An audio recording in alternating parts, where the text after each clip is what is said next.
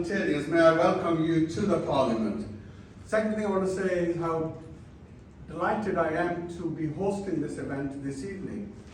And of course you heard this beautiful recitation, and I was standing there and thinking, this young man, Atik, I've seen him grow. He used to live in Manchester, they moved to Hull, and is our amana.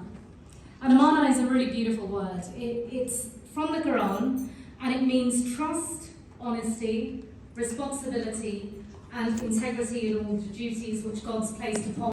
That includes zakat, which is the charitable giving that's obligatory under Islam. And Islamic Relief says, and I quote, "We are accountable to them and the rights holders we serve."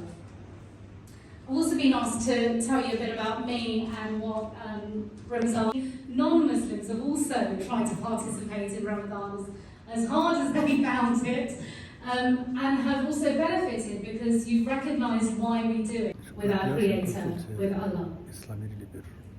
And as I mentioned, I've been an international correspondent before I became a presenter on Sky News. I've covered 28 countries, which has been a unique privilege to meet people across the world who've allowed me into their homes in some of the most vulnerable times. And so often, I have seen people working for Islamic Relief on the ground. I've seen them working incredibly hard.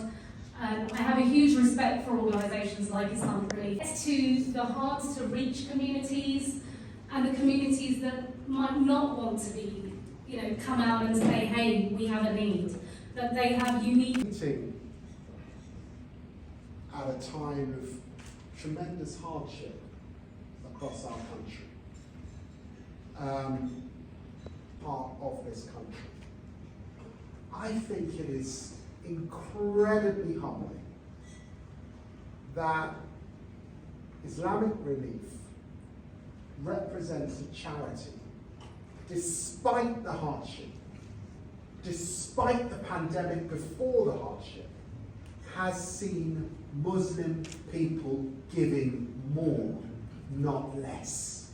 This is an incredible time today. Are fleeing into neighbouring countries and will stay and settle there. And if you are in Sudan, we are talking about your Muslim neighbours. If you're in a country like Chad, there is not much you have to offer. And it's important at these times that we recognise the importance of neighbouring countries and also what we've done during this period.